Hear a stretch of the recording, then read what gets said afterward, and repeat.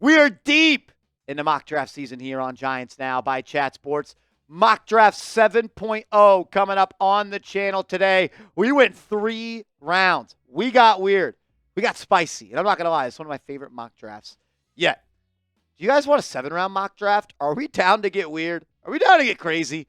If you want a full 7-round mock draft, we got to get to 1,000 likes on today's video. If we get to 1,000 likes, mock draft 8.0 next week, it'll be a full 7-rounder.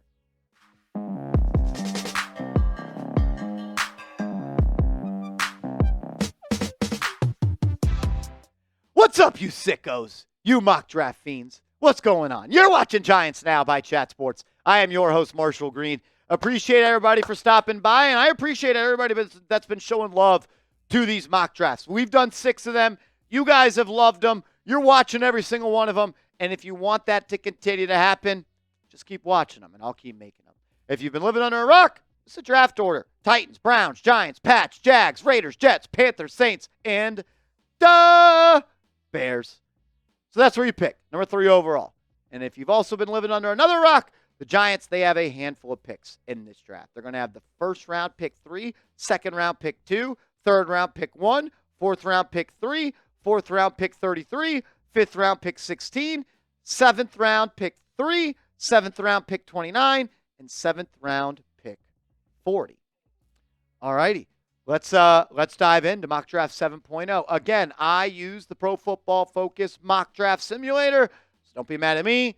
Be mad at PFF. And with the number 1 overall pick, the Tennessee Titans select Travis Hunter. Their president of football operations did say they want to take a blue chip player.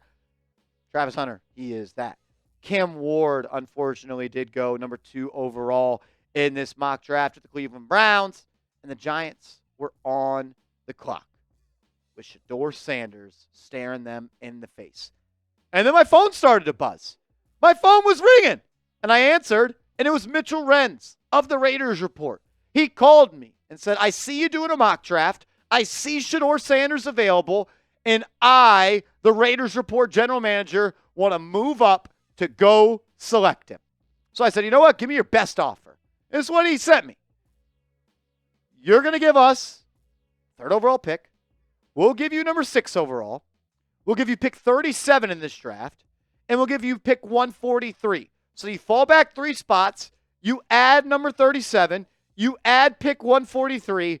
And he was sweet enough to throw in Andre James, their starting center. And I said, why Andre James? And he said, Andre James was great with Cameron Brasillo, who was the Raiders offensive line coach, who is now the Giants offensive line coach. So I said, hold on, let me speak to my assistant general manager, Tyler Smith. And we did. We came to a conclusion. But I want to hear from you first. Would you make this trade? Would you do the deal?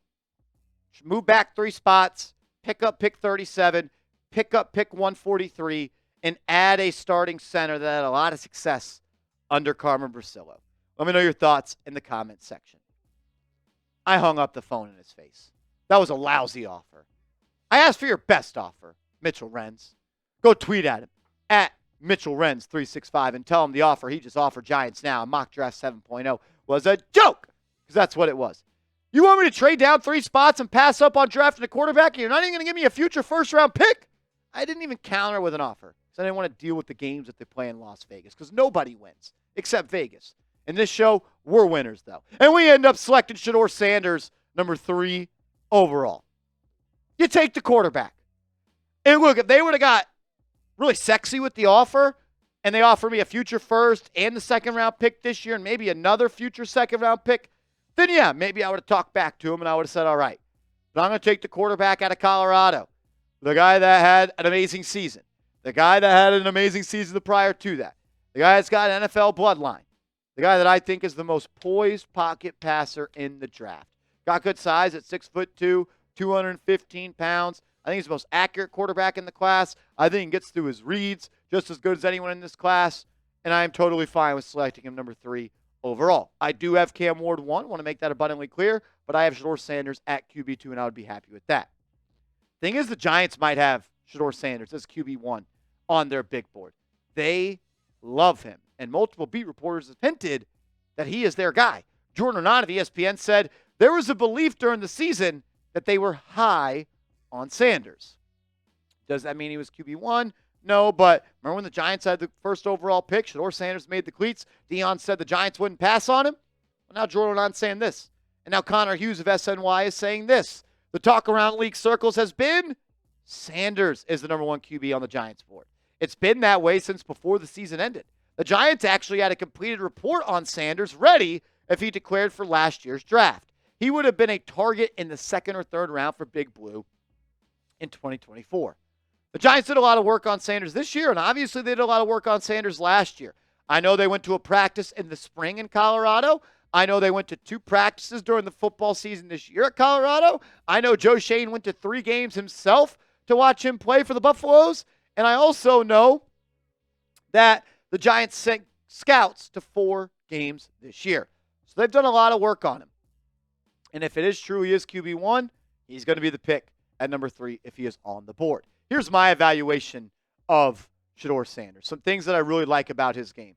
He is calm under pressure. I think he's the best quarterback in the class in the pocket with pressure coming at him. His ability to work in a muddy pocket, his ability to make plays, reset the pocket, and make throws to all levels of the field with touch and timing and anticipation is great. He's tough as hell, too. The guy took over 100 sacks in his 2 years at Colorado. He got up every time, and he continued to fight. Did he complain about the O-line? Yeah. Did he call out the O-line publicly? Yeah, don't love that. But he's tough as hell, and he's calm under pressure. I think he's calm and cool, but also accuracy is what he really strives and has strengths in. He's the most accurate quarterback at all 3 levels. I also love that he's got 4 years of starting under his belt, and he's an underrated athlete. He is a rushing threat if you sleep on him. If you're at the goal line, you're in the red zone, and you do a QB read option, if that end crashes, he's going to pull it, and he's going to pick up the first down. If you give him a running lane to the outside, he'll break the pocket, and he'll take it. He's not a runner, but he's an underrated athlete. People think he's a statue in the pocket. He's just not. Some bad on his scouting report. I think he lacks game-changing traits. I think his arm is average. I think his speed is average. His best trait is what he's got in between the ears. He's smart. He may be the best quarterback in this class. Doing all things quarterbacks do. Timing, anticipation, reading defenses, going through his reads. He does hold on to the ball too long. He was charged with like 16 sacks taken this past year. What's his ceiling? How good in this league can he be? And sometimes I worry, is he bigger than the team? Called out the O-line publicly. We're flashing out the bust down AP after touchdowns. We've got a rap career. I also think teammates love him, but I worry about that a little bit. Can't be bigger than team. Team. Mel Kiper says this about Shedeur. You won't find a tougher or more resilient QB prospect than Sanders, who took 99 sacks over the past 2 seasons, but he still put up really strong numbers. I'm always impressed watching him throw on the move, rolling either left or right. And look, he's a good QB. And I like how he got better every single year of his college career. I want to see growth. I want to see a step. I want to see you to continue to do things at a higher clip than you did the prior year. Completion percentage, up. Passing yards, up. Touchdowns, up. Big time throws, about the same. Turnover-worthy play percentage, up in the good way. Down. 37 touchdowns this year. He played really good. I also think he's the best quarterback in the pocket, and I think he's the best quarterback under pressure this year. Under pressure, he was under pressure 36% of his snaps. That is unreal. Completed 54.7% of his passes, 12 touchdowns, just 5 picks, and 8 big-time throws compared to just 7 turnover-worthy plays under pressure. When he's blitzed, he carves you up.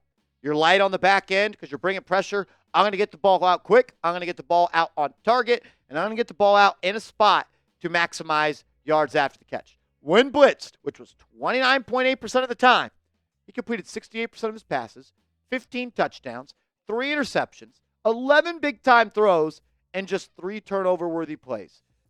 30% of his dropbacks were under pressure, and he only put the ball in harm's way 3 times. I absolutely love that. When you keep him clean, he's going to complete every pass. 81% of the time, he's completing passes.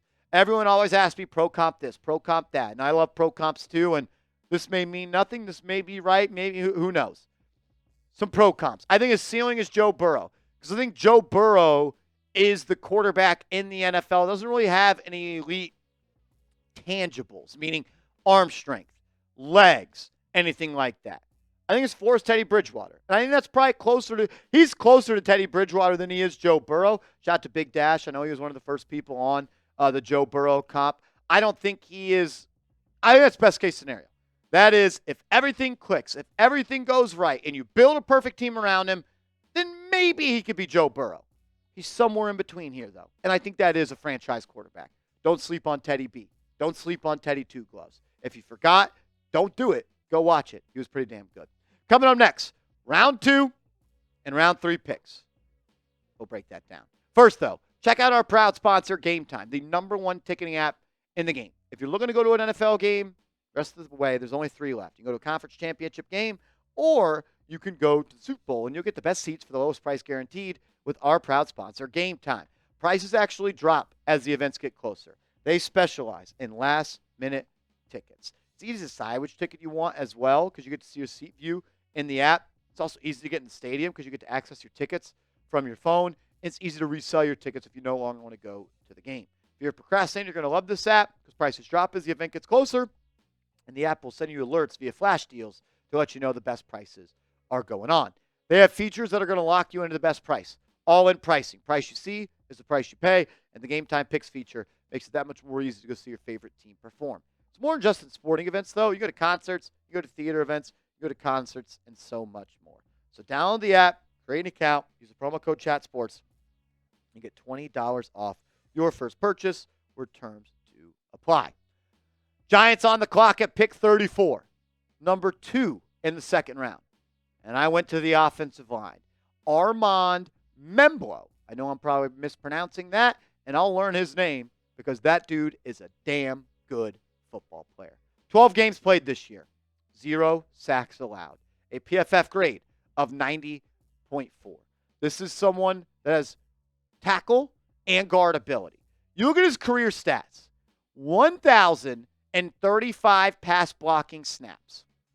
He allowed 3 sacks, 0 QB hits, 24 pressures, 24 hurries, and 27 pressures.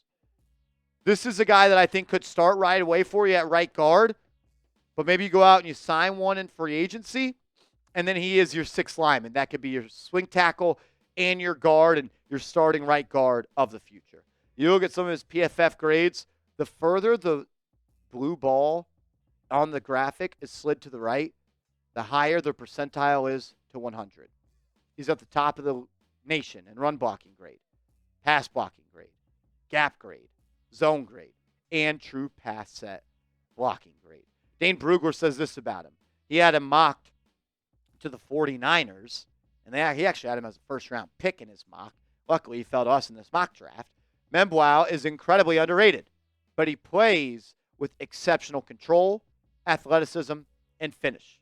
He would give San Francisco an ascending player with guard tackle versatility. Mel Kiper actually has him as a guard on his big board. He's exclusively a right tackle in college. So he could be that right tackle of the future, or he could be that starting right guard of the future. I'm curious to see what his length, pause, and wingspan is when he gets to the NFL Combine.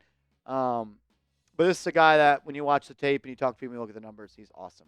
Number 1 key to success for a young QB is protection. And if I'm taking Shedeur Sanders, I'm doubling down on building up that offensive line. You win in the trenches. You could have Patrick Mahomes back there. If you got the Giants O-line, you're really going to struggle as well. So Shedeur and his man at the right guard spot in the second round. And I'm going in the trenches again, this time on the defensive line in round 3. With the first pick of the third round, pick 65, Alfred Collins, the defensive tackle out of the University of Texas. 6'5", 320 pounds, out of Fast Drop, Texas. This dude is all about ball. He was great for Texas this year. 55 tackles, 5.5 tackles for loss, 1 sack, 27 stops, and 18 pressures. 18 pressures. He's more of a run stopper than a pressure creator in the pass game, but he is someone that can do that, but he is much better as a run defense guy. Again, 85 grade in run defense, all the way to the right. Pass rush win rate, 7.3. Average. Run stop rate, 7.4. That's solid. This is someone that will make a difference on the defensive line next to Dexter Lawrence, and teams will have to account for him. You watched Texas this year. They dominated the line of scrimmage on defense, and he was a main reason as to why that happened. Build the trenches. Build the trenches. Be a physical football team. Be a smash mouth football team. Get guys that can impose their will on football games. Get back to smash mouth New York football Giants ball. Get back to winning. Get back to being that aggressive team. The New York Giants, that's what we are. Stop playing like pups. Stop adding players that are pups. Add the big dogs. Go get the big dogs. I love it. This is my mock draft, the 7th time, 7.0. Shedeur Sanders, Armand Memblow. I know I'm butchering that. Alfred Collins. Grade this mock draft for me. A, B, C, D, or F. I want to hear from all of you down in the comments section. You get a quarterback, you get a right guard and a right tackle. Could start right away, maybe down the line, and you get a defensive tackle that's a plug-and-play player. 2 starters for sure, and that second-round pick, Armand Memblow. Starter potential, but maybe not need to start him right away. Make sure you are following me on social media, Twitter, Instagram. Hit me up at @MarshallGreen_.